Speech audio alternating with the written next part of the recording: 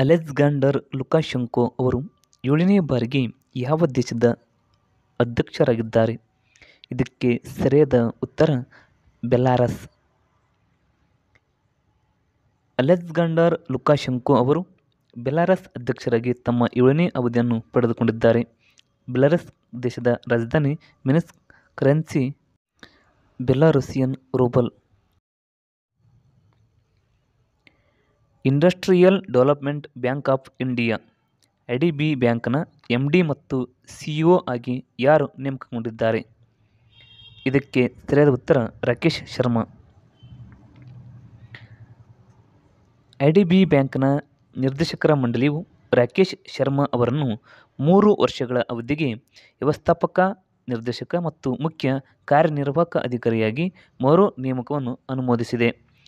ಸ್ಥಾಪನೆ ಜುಲೈ 1, 1964. ಪ್ರಧಾನ ಕಚೇರಿ ಮುಂಬೈನಲ್ಲಿ ಇರುವಂಥದ್ದು. ಇದು ಮಹಾರಾಷ್ಟ್ರದಲ್ಲಿ ಕಂಡುಬರುತ್ತೆ.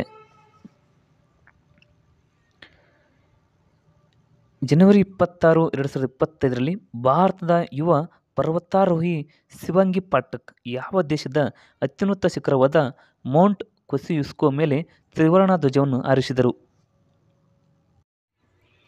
ಸರಿಯಾದ ಉತ್ತರ ಆಸ್ಟ್ರೇಲಿಯಾ. ಶಿವಾಂಗಿ ಪಾಠಕ್ 26 ಜನವರಿ 2025ರಂದು ಆಸ್ಟ್ರೇಲಿಯಾದ ಅತಿ ಎತ್ತರದ ಪರ್ವತ ಶಿಖರವನ್ನು ಏರಿದರು.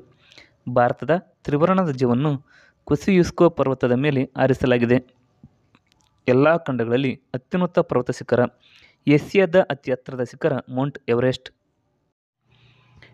ದಕ್ಷಿಣ ಅಮೆರಿಕದ ಅತಿ ಎತ್ತರದ ಪರ್ವತ ಶಿಖರ ಅಕೋನಾಗುವಾ. ಉತ್ತರ ಅಮೆರಿಕದ ಅತಿ ಎತ್ತರದ ಪರ್ವತ ಶಿಖರ ಮೌಂಟ್ ಡೆನಾಲಿ. ಕಿಲಿಮಂಜಾರೋ ಪರ್ವತ ಆಫ್ರಿಕಾದ ಅತಿ ಎತ್ತರದ ಪರ್ವತ ಶಿಖರ. ಯುರೋಪಿನ ಅತಿ ಎತ್ತರದ ಶಿಖರ ಮೌಂಟ್ ಎಲ್ಬ್ರಸ್. ಅಂಟಾರ್ಟಿಕಾದ ಅತಿ ಎತ್ತರದ ಪರ್ವತ ಶಿಖರ ವಿನ್ಸನ್ ಮಾಸಿಪ್. ಆಸ್ಟ್ರೇಲಿಯಾದ ಅತಿ ಎತ್ತರದ ಪರ್ವತ ಶಿಖರ ವೇಟ್ಲ್ಯಾಂಡ್ನ ಮೌಂಟ್ ಕೊಸಿಯುಸ್ಕೋ.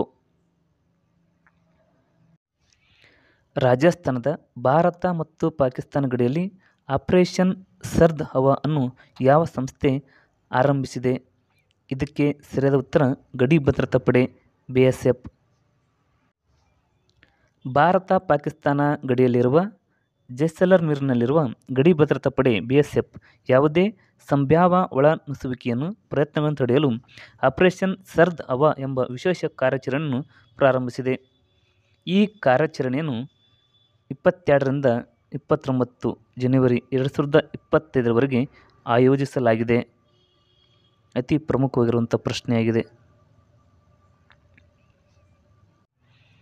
ಗಡಿ ಭದ್ರತಾ ಪಡೆ BSF ಸ್ಥಾಪನೆ ಡಿಸೆಂಬರ್ 1, 1965. ಪ್ರಧಾನ ಕಚೇರಿ ನವದೆಹಲಿ. ಮಹಾ ನಿರ್ದೇಶಕರು ದಲ್ಜಿತ್ ಸಿಂಗ್ ಚೌಧರಿ. ಪ್ರಸ್ತುತ ಸುಡಾನ್ನಲ್ಲಿನ ಅಶಾಂತಿಯಿಂದ ತನ್ನ ನಾಗರಿಕರನ್ನು ರಕ್ಷಿಸಲು ಭಾರತ ಯಾವ ಕಾರ್ಯಾಚರಣೆಯನ್ನು ಪ್ರಾರಂಭಿಸಿದೆ? ಆಪರೇಷನ್ ಕಾವೇರಿ. ಹಮಾಸ್ ಯಾವ ದೇಶದ ವಿರುದ್ಧ ಆಪರೇಷನ್ ಅಲ್ ಅಕ್ಸಾ ಫ್ಲಡ್ ಆರಂಭಿಸಿದೆ? ಇಸ್ರೇಲ. ಟರ್ಕಿ ಮತ್ತು ಸಿರಿಯಾದಲ್ಲಿ ಸಂಭವಿಸಿದ ವಿನಾಶಕಾರಿ ಭೂಕಂಪದಿಂದ ಬಳಲುತ್ತಿರುವ ಜನರಿಗೆ ಸಹಾಯ ಮಾಡಲು ಭಾರತವು ಯಾವ ಕಾರ್ಯಾಚರಣೆಯನ್ನು ಪ್ರಾರಂಭಿಸಿತು? ಆಪರೇಷನ್ ದೋಸ್ತ್. ಒಡಿಶಾದ ಆಲಿವಾ ರಿಡ್ಲಿ ಆಮೆಗಳನ್ನು ಉಳಿಸಲು ಭಾರತೀಯ ಕೋಸ್ಟ್ ಗಾರ್ಡ್ ಯಾವ ಕಾರ್ಯಾಚರಣೆಯನ್ನು ನಡೆಸಿತು? Operation Olivia. ಹೈಟಿಯಿಂದ ಭಾರತೀಯರನ್ನು ರಕ್ಷಿಸಲು ಭಾರತ ಸರ್ಕಾರವು ಯಾವ ಕಾರ್ಯಾಚರಣೆಯನ್ನು ಪ್ರಾರಂಭಿಸಿತು? ಆಪರೇಷನ್ ಇಂದ್ರಾವತಿ. ಪ್ರಾಣಿಗಳ ಕಳ್ಳ ಸಾಗಾಣಿಕೆ ತಡೆಯಲು ಆಪರೇಷನ್ ಕಾಮಧೇನು ಆರಂಭಿಸಲಾಗಿದೆ. ಜಮ್ಮು ಮತ್ತು ಕಾಶ್ಮೀರ ಪೊಲೀಸರು.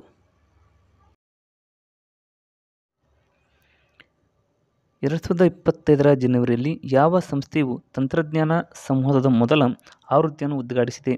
Indian Institute of Science, Bengaluru. ಇದರ ಥೀಮ್ ಏನಾಗಿತ್ತಪ್ಪ ಅಂದ್ರೆ ತಂತ್ರಜ್ಞಾನ ರಾಜತಾಂತ್ರಿಕತೆಯಲ್ಲಿ ಹೊಸ ಗಡಿಗಳನ್ನು ಅನ್ವೇಷಿಸುವುದು. ನೀತಿ ಆಯೋಗ ಬಿಡುಗಡೆ ಮಾಡಿದ ಮೊದಲ ಹಣಕಾಸು ಆರೋಗ್ಯ ಸೂಚ್ಯಂಕ ವರದಿ 2025ರಲ್ಲಿ ಯಾವ ರಾಜ್ಯವು ಉನ್ನತ ಸಾಧನೆ ಮಾಡುವ ಸಾಧಕರು ಎಂದು ಪಟ್ಟಿ ಮಾಡಲಾಗಿದೆ? ಸರಿಯಾದ ಉತ್ತರ ಒಡಿಶಾ. FICCI ಫ್ರೇಮ್ಸ್ನ ಬ್ರ್ಯಾಂಡ್ ಅಂಬಾಸಿಡರ್ ಯಾರು? ಸರಿಯಾದ ಉತ್ತರ ಆಯುಷ್ಮಾನ್ ಖುರಾನ.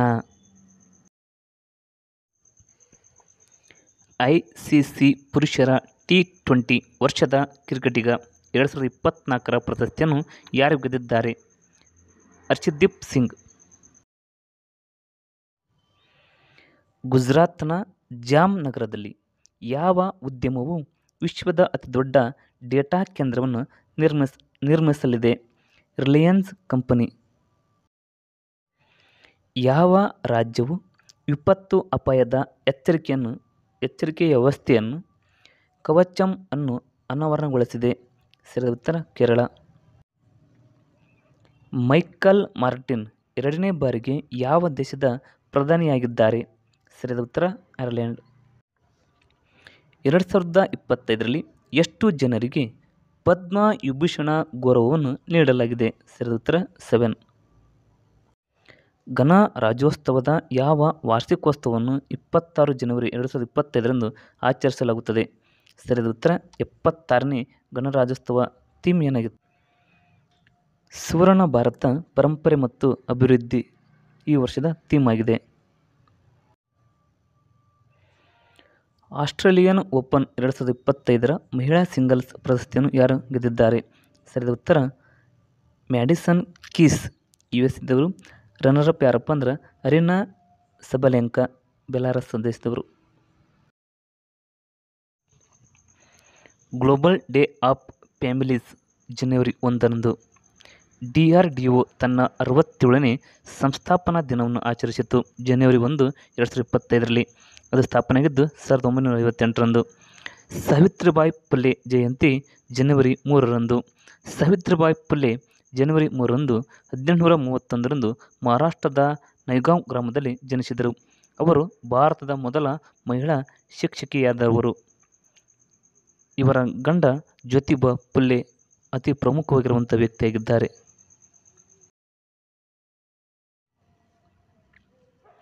ವಿಶ್ವ ಬ್ರೈಲ್ ದಿನ ಜನವರಿ 4. ರಾಷ್ಟ್ರೀಯ ಪಕ್ಷಿ ದಿನ ಜನವರಿ 5. ಥೀಮ್ ಏನಾಗಿತ್ತಂದರೆ ಪಕ್ಷಿ ದಿನಾಚರಣೆಯದ್ದು ನಮ್ಮ ಗರಿಗಳಲ್ಲಿರುವ ಸ್ನೇಹಿತರ ರಕ್ಷಣೆ. ವಿಶ್ವ ಸಮರ ಅನಾಥರ ದಿನ ಜನವರಿ 6ರಂದು.